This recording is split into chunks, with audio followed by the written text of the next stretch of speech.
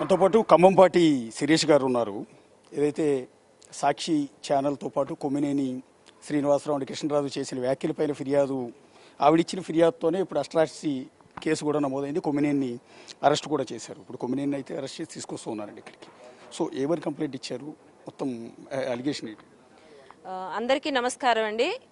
వాస్తవానికండి అమరావతి రాజధానిగా ఏర్పడిన దగ్గర నుండి కూడా సాక్షి ఛానల్లో రకరకాల వాళ్ళు, అంటే నేనైతే పేయింగ్ అని చెప్పి నేను అనుకుంటున్నాను, అక్కడ కూర్చొని అమరావతి మీద, వాస్తవానికి అమరావతి రాజధాని రైతులు అనేవాళ్ళు తన పిల్లలకి ఇచ్చుకోవాల్సిన భూమిని రాష్ట్ర రాజధాని కోసం త్యాగం చేసినటువంటి వాళ్ళు.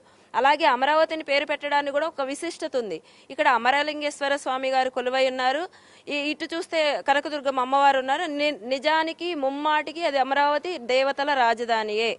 అలాగే ఇక్కడ శాతవాహన గౌతమిపుత్ర శాతకర్ణ వినుండి శాతవాహనులు పరిపాలించినటువంటి ప్రాంతం. ఇంత హిస్టరీ ఉంది కాబట్టి అమరావతి అనే నామకరణం చేయడం జరిగింది. అయితే ఆ అమరావతి ప్రాంతం రాజధానిగా ఏర్పడిన దగ్గర నుండి, అంటే 10 సంవత్సరాలు ఇప్పటి వరకు కూడా మేము అమరావతి రైతులుగా, మహిళలుగా, దళితులుగా మానసిక క్షోభకు గురవుతున్నామండి. సాక్షి ఛానల్లో కూర్చొని వీళ్ళు ప్రతిరోజు ఒకరోజు ముంపు ప్రాంతం అంటారు, పనికిరాదంటారు, కట్టడాలు పనికిరాదంటారు, అక్కడ ఇన్సైడర్ ట్రేడింగ్ జరిగిందంటారు, లేదంటే అక్కడ ఉన్న వాళ్ళు మొత్తం ఒక సామాజిక వర్గం అంటారు, లేదంటే అక్కడ ఏమంటారు గ్రాఫిక్స్, బిల్డింగ్స్ కావు గ్రాఫిక్స్ అంటారు, అసలు రైతులు భూములు లాక్కున్నారని చెప్తారు. ఇంకొకటి ఇక్కడ పెయిడ్ ఆర్టిస్టులు ఉన్నారు, రైతులే కాదంటారు. మేము ఆధార్ కార్డులు చూపించుకొని మమ్మల్ని మేము ప్రూవ్ చేసుకొని 1630 రోజుల పైగా మేము ఉద్యమాలు చేసి ఎవరైతే అమరావతికి హాని చేద్దామనుకున్నారో, ఎవరైతే అమరావతి రాజధానిని విచ్ఛిన్నం చేసి ఆంధ్ర రాష్ట్ర ఆర్థిక పరిస్థితిని అధోగతి పాలు చేశారో వాళ్ళకి రాష్ట్ర ప్రజలు చెంపపెట్టు లాంటి దెబ్బ కొట్టి వాళ్ళ నీళ్లలో కూర్చోబెట్టి మా అమరావతి రాజధాని రైతుల పట్ల, అలాగే ఆంధ్ర రాష్ట్ర ప్రజల వెనకాల నిలబడ్డారు.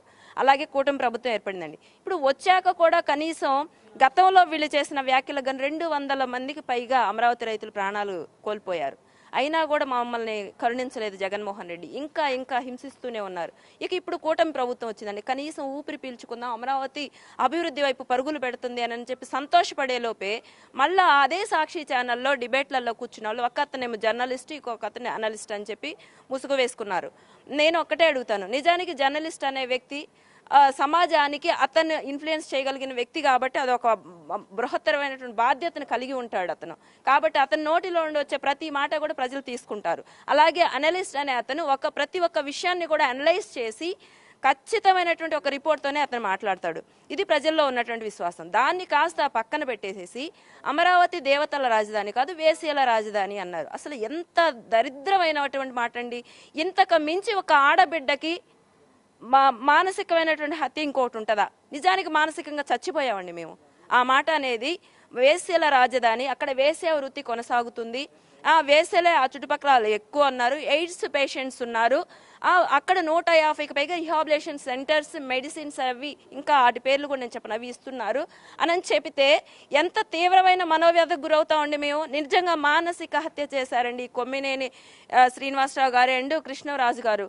ఇకపోతే వీళ్ళు అక్కడ మాట్లాడుతున్నారు సాక్షి యాజమాన్యం, ఇది ఈ రోజు వాళ్ళకి కొత్తగా, ఇది ఫైనల్ అస్త్రం అండి మా మీద వేసింది. గతంలో వేసినవి ఏ రోజు కూడా అమరావతి రైతుల కంట కన్నీరు చుట్టవే కానీ ఒక్క రోజు కూడా వాళ్ళని వారించిన పాపని పోలేదు.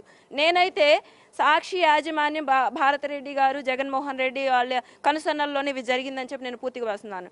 ఎందుకు అంటే ఒక పథకం ప్రకారం కుట్రపూరితంగా వాళ్ళు మాట్లాడటం జరిగింది.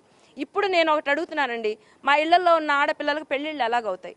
వాళ్ళ భవిష్యత్తు ఏంటి? ఇప్పుడున్న ఆడబిడ్డలకి కాపురాలు ఉంటాయా వీళ్ళన్న మాటలకి? ఇన్వెస్టర్స్ పోగొడదామా, ఆ అమరావతి అభివృద్ధిని ఆపుదామా, ఏ విధంగా చెడగొడదామా అనేది ఒక ప్లాన్ అయితే, అది ఇంకొకటి ఇక్కడ అమరావతి చుట్టుపక్కల ప్రాంతాల్లో ఉన్న ఆడబిడ్డలకు పెళ్లిళ్ళు ఎలాగవుతాయి? ఇక్కడ విట్టి, ఎస్ఆర్ఎం పెద్ద యూనివర్సిటీస్ ఇక్కడ ఉన్నాయి, రాష్ట్రం దేశ నలుమూల నుండి ఇక్కడ చదువుకుంటున్నారు. ఆ పిల్లల యొక్క భవిష్యత్తు ఏంటి? ఎటువంటి నింద మీరు వేస్తున్నారు యువతల మీద, మహిళల మీద? మీరు వేసే నింద మేము ఒక్కటే అడుగుతున్నామండి. భారతిరెడ్డి గారు ఉన్నది కూడా తాడేపల్లిలో. ఒకవేళ వీళ్ళు వేసిన నింద ఏదైతే ఉందో అది నిజమైతే, అక్కడ ఆవిడ నిజమైతే ఇక్కడ ఇది నిజమవుతుంది. అక్కడ వాళ్ళు అదే వృత్తి కొనసాగిస్తే ఇక్కడ వీళ్ళది అదే వృత్తి కొనసాగినట్టు. ఆ మాత్రం కనీస ఇంగిత జ్ఞానం లేదండి. ఆడబిడ్డలుగా అంటే ఏం మాట్లాడినా సరే దళిత మహిళలు ఆ ప్రాంతంలో ఉండేవాళ్ళు మొత్తం most of the 60% of population దళితులండి ఇక్కడ ఉంది. సో 32% ఆఫ్ ల్యాండ్ ఇచ్చింది కూడాను దళితులు.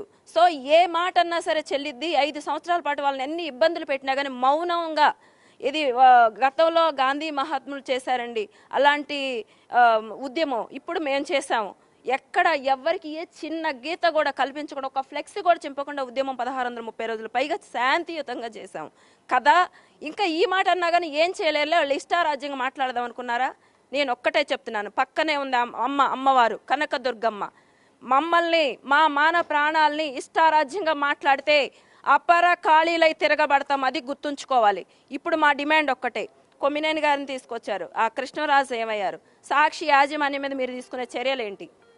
ఇంకొకటి, సాక్షి ఛానల్ అనేది తెలుగు రాష్ట్రాల్లో ఎంత మందిని ప్రభావితం చేస్తుంది, రేపటి రోజున యువతకి మీరు ఏ విధమైన సందేశం ఇస్తున్నారు, యువతని ఏ విధంగా పెడదారి పట్టించాలని చూస్తున్నారు. కాబట్టి ఇలాంటి ఛానల్స్ సంఘానికి ద్రోహం అండి, సమాజానికి చేటు కలిగించేటువంటివి. ఇలాంటి ఛానల్స్ని బ్యాన్ చేస్తేనే, సాక్షి అనే ఛానల్ బ్యాన్ చేయాలి. ఇలాంటి జర్నలిస్టు అనలిస్టులు వేరే ఏ ఛానల్లో కూడా వీళ్ళని పిలవకుండా నిషేధం పెట్టాలి. వీళ్ళకి కంప్లైంట్, కఠినమైన శిక్ష కాదండి, ఖచ్చితంగా ఇంకొకడు ఆడబిడ్డ గురించి తప్పుగా మాట్లాడాలి అంటే భయపడేలా వీళ్ళకి శిక్షలు ఉండాలండి. అలాగే సాక్షి యాజమాన్యంపై కూడా ఇలాంటి ఎంకరేజ్ చేయకుండా వాళ్ళ మీద చర్యలు తీసుకోవాలి. సాక్షి ఛానల్ బ్యాన్ చేయాలి. ఇలా జరగాలని చెప్పి ఖచ్చితంగా మాకు న్యాయం జరిగిద్దని చెప్పి మేము కోరుకుంటున్నామండి. అట్రాసిటీ కేసు నమోదు చేశారు. పొద్దున కొమ్మినేని అరెస్ట్ చేయడానికి ఇంటికి వెళ్ళినప్పుడు ఆయన అంటున్నది ఏంటంటే, నేను ఒక్క మాట కూడా అనలేదు కదా, అక్కడ వచ్చిన అనలిస్ట్ అన్నాడు తప్ప నేను ఒక్క మాట కూడా అనలేదు, నేను ఒక సీనియర్ సిటిజన్ని, 70 ఏళ్ల వయసులో నన్ను అన్యాయంగా అరెస్ట్ చేస్తున్నారు అనేది ఆయన అంటున్నమాట. ఇక్కడ అమరావతి ఉద్యమం 1630 రోజుల పైగా చేసిన వాళ్ళలో కురు వృద్ధులు కూడా ఉన్నారు. ఆ రోజు వాళ్ళ ఒంటి మీద ఉన్న చీరలు లాగి లాఠీలతో కొట్టి స్టేషన్లో పడేశారు. విసిరేస్తే, లారీలలో విసిరేస్తే వాళ్ళ నడువులు ఇరిగినాయి, కాళ్ళు ఇరిగినాయి, ఎవరు పట్టించుకోలేదు. వీళ్ళ మానసిక క్షోభ తట్టుకోలేక, వీళ్ళు పెట్టే మానసిక టార్చర్ తట్టుకోలేక ప్రాణాలు వదిలారు 80 సంవత్సరాల వాళ్ళు కూడా. ఆ రోజు మీకు వయసు కనపడలేదా? మా మహిళలు, మా వృద్ధులు, మా మా మా యువతులు, మా పడతలు, వీళ్ళు ప్రాణాలు పోతుంటే మీకు ఆ రోజు కనిపించలేదా వయసు? ఆ రోజు కనిపించలేదా న్యాయం, ధర్మం, చట్టం? ఆ రోజు మరి మా మీద వృద్ధ మహిళలు ఉన్నారనుకోండి, ఇష్టారాజ్యంగా కుక్కలతో పోల్చి పెయిడ్ ఆర్టిస్టులని, బ్రోతల్స్ అని, కోకాపేట ఆంటీస్ అని చెప్పి మా మీద పోస్టులు పెట్టారే. ఆ రోజు కనిపించలేదా మీకు న్యాయం? ఒక మగాడిగా నువ్వు నాకు ఇన్ని సంవత్సరాల సీనియర్ సిటిజన్ అని చెబుతున్నావు, మరి అంత వయసు వచ్చినాడు పక్కన కూర్చొని అతను మాట్లాడుతుంటే తప్పు, ఆడబిడ్డలను అలా మాట్లాడకూడదు అని మీరెందుకు ఖండించలేదు? ఖండించకపోగా అవును అది కరెక్టే, కానీ పాపం మిమ్మల్ని కూడా ఏమైనా లాగుతారేమో అని చెప్పి ఎంకరేజ్ చేశావు. ఎంకరేజ్ చేశారంటే వీళ్ళిద్దరు ప్లానింగ్ ప్రకారం అక్కడ తాడేపల్లి ప్యాలెస్ నుండి స్క్రిప్ట్ తీసుకొని అక్కడ కూర్చొని మాట్లాడారు. కాబట్టి మేము మానసిక హత్యకు ప్రతిరోజు గురి కాలేవండి. ప్రభుత్వం దీనిపై కఠినమైన చర్యలు వీళ్ళ మీద తీసుకోవాలి. వృద్ధులా ఏంటనేది ఆ రోజు వీళ్ళు ఆలోచించారా? మరి మా వాళ్ళు ప్రాణాలు 200 మంది పోయారు, 200 మంది పైగా ప్రాణాలు కోల్పోయారు. మీరు, మీ నాయకులు, మీ పార్టీ నేతలు చేసినటువంటి వ్యాఖ్యల వల్ల గుండెలు తట్టుకోలేక ఆ రోజు ఏమైపోయింది? వృద్ధులు, ఆడవాళ్లే చనిపోయారు, చిన్న పిల్లలు బాధపడ్డారు, యువతులు బాధపడ్డారు, మహిళలు బాధపడ్డారు, చీరలు లాగారు. ఇంతకు మించి మాకు పెద్ద దీనికంటే మాకు చావు బెటర్ అండి. ఈ మాటలు అనిపించుకున్న తర్వాత ఇది మాకు ఆత్మహత్యాస్పదం. ఇంతకు మించిన పెద్ద వర్డ్ నేను ఇంకా వాడలేను. సాక్షి యాజమాన్యం మేము ఖండించాము ఆ కామెంట్స్ని, దానికి మాకేం సంబంధం ఉంటుంది? అతను ఎవరో బయటి వ్యక్తి వచ్చి జర్నలిస్ట్గా, అనలిస్ట్గా కూర్చుని చేసిన కామెంట్స్కి సాక్షికి ఎలా ఆపాదిస్తారు, వైఎస్ఆర్ కాంగ్రెస్ పార్టీకి, భారతీ రెడ్డికి, జగన్కి ఎట్లా ఆపాదిస్తారు అనేది వాళ్ళు నిన్నటి నుంచి కూడా చేస్తున్న ఆరోపణ. వాళ్ళకి ఎందుకు ఆపాదిస్తారు? సాక్షి యాజమాన్యం వాళ్లే కదా. ఈ వ్యాఖ్యలనే ఈ రోజు ఫైనల్ అస్త్రం. ఇది ఆత్మహత్యాస్పదం. దానికంటే ముందు 10 సంవత్సరాల జరుగుతుంటే మీరు చేసింది ఏంటి? ఆ మాత్రం బాధ్యత గల వాళ్ళు అమరావతిలో మహిళలను తన్ని లాగి ఈడ్చి రక్తాలోడుతుంటే ఆ రోజు ఏమైంది మీ బాధ్యత?